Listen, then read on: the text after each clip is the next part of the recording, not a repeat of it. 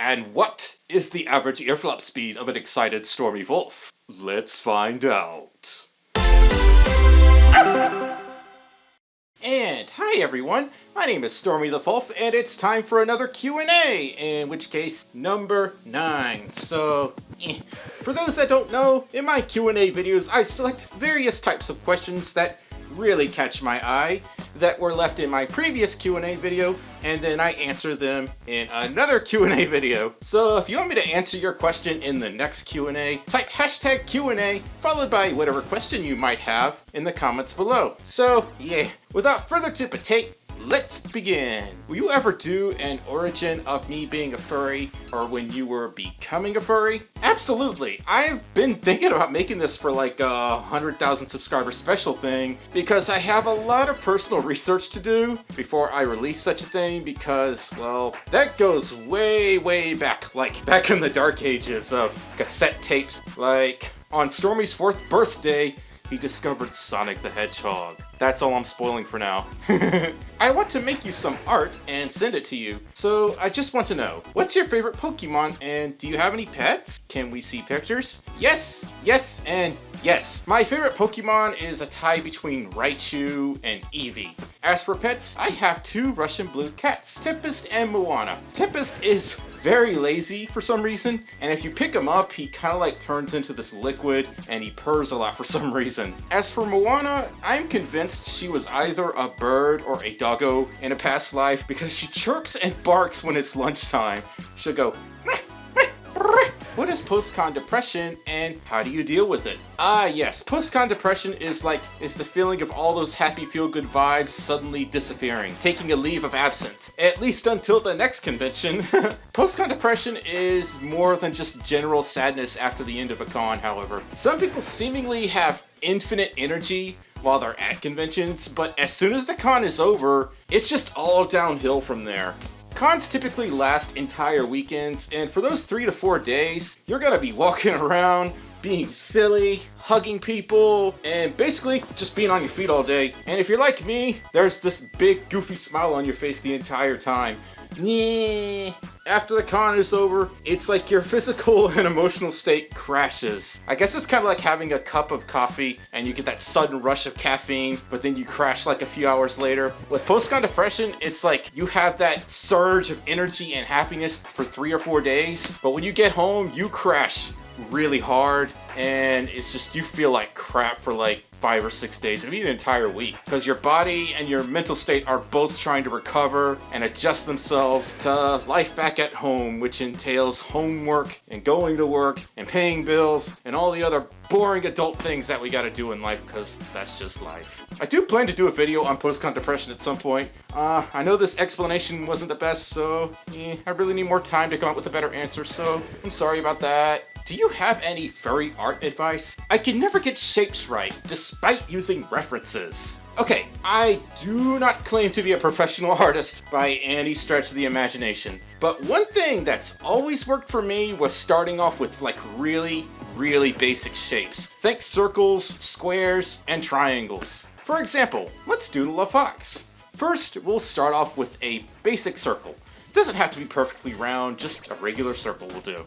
Next, draw 2 triangles near the top, kind of like this. Now towards the bottom, lower left, and right quadrants of the circle, draw 2 triangles on each side like this. You should have 4 triangles on the bottom half. Then draw a triangle on the lower middle part of the circle. That's gonna be our nose. Then draw 2 eggs in the center, just above the center triangle like this. Then a tiny egg in each egg. It's Tails. This stuff happens after you've drawn him over 1,000 times. But you see where I'm getting at. When you draw things with just really basic shapes, it's a lot easier to visualize how you want to put things together. They really do help. Hey Stormy, I've got a question about art prices. How does an artist know how much to charge for their art? Very good question. You see, there's no such thing as a set price on any type of art in the community. What's expensive to one person may not be to another. it's all subjective. Many artists offer different tiers and pricing. Let's say a basic sketch, just only the outline, no shading, no coloring, might be $10, whereas a colored sketch might be $20. Or if it's a fully shaded sketch, maybe $30. If I were an active artist, that's what I do personally to start with.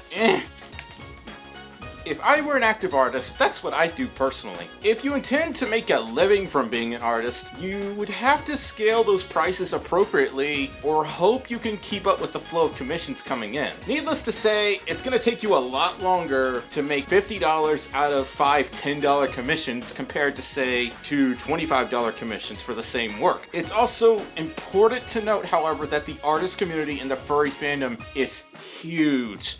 So you can't just expect everyone and anyone to commission you. You might get less commissions if you're to increase prices, but the key takeaway here is to settle on a pricing structure that's comfortable for you. You really have to experiment here. Things like supply and demand. It's a really in-depth topic that Kappa Blah Blah made a video on, so I totally encourage you to check it out in the corner above if you haven't already. What is your quest? To be the very best furry educator that no one ever was. What is your favorite color? Oh gee, I'm not sure, but I love anything with Sonic. I love Blueberry Jolly Ranchers, and one of my favorite YouTubers happens to be Blue herself, but I'm not really sure.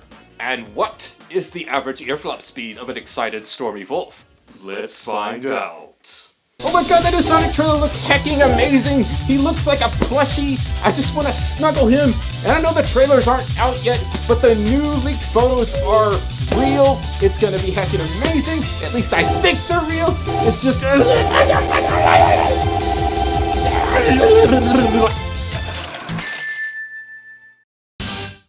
Oh my god, that made me so dizzy. Ooh, I can't do that again. Oh my god, the room's moving. What kind of music is popular within the furry community? I'm not too sure on this, but based on what I've seen and heard and experienced at cons, EDM is super popular. But there's also groups like Run Definitely Run, an American rock group comprised of Omnom, Ace, Kiwi, and Roman Yeaner. I really should just tweet a poll asking about this, but if I had to guess, EDM is probably gonna take the top spot anyway.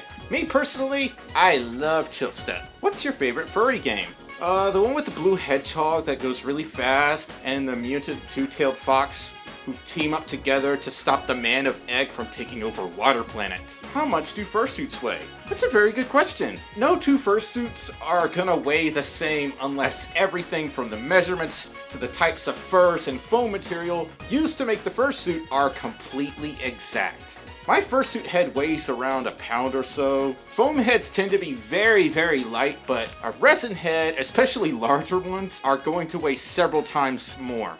My bodysuit weighs about 2 to 3 pounds, and the tail is actually less than a pound in weight. The heaviest part of my bodysuit is actually the feet paws themselves. This weighs about 2 pounds, I'm not even kidding. It's not because of the foam, or the claws, or the fur. It's because I sent my maker some really heavy shoes that I found at Goodwill. And it's also really hard to find shoes in my size. Does anyone else out there wear size 11, size 12-ish? I didn't think so.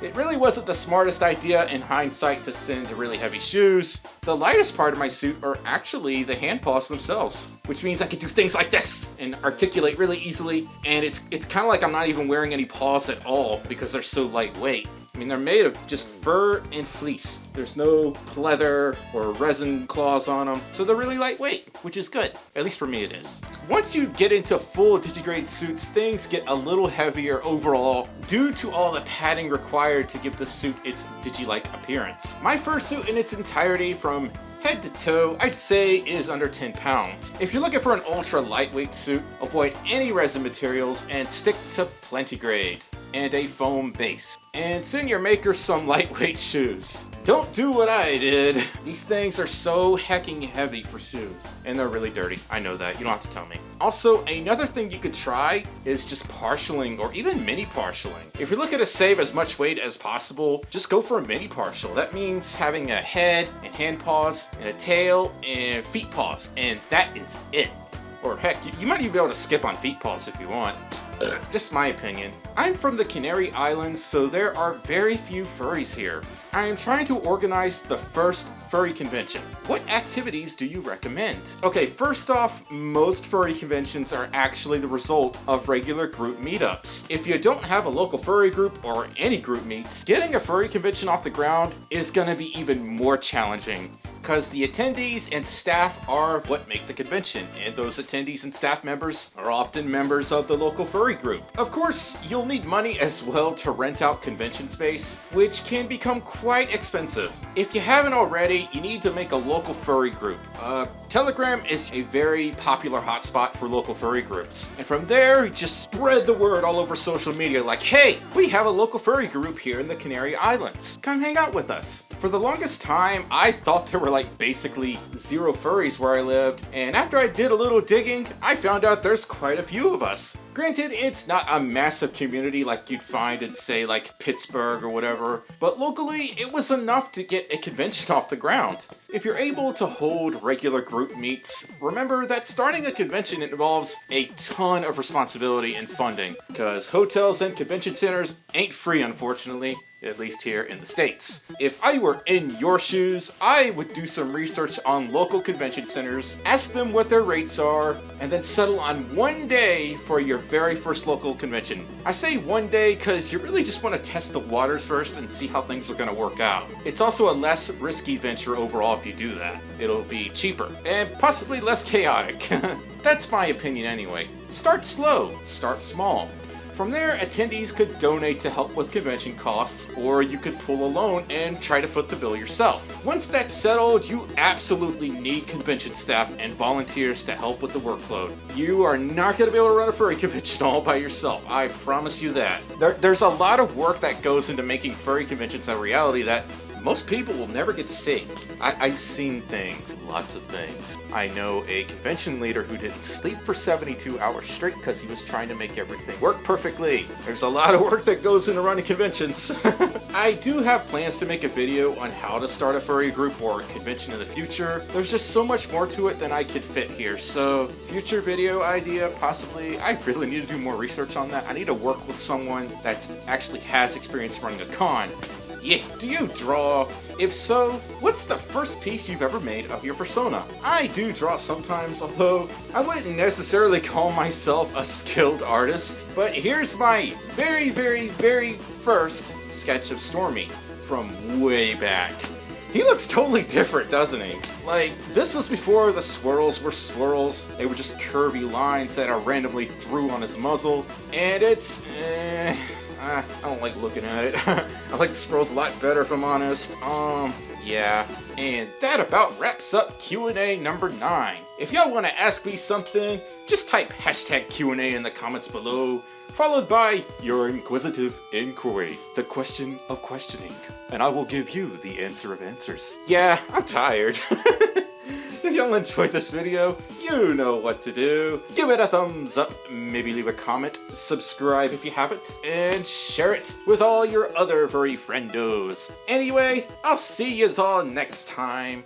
Bye bye!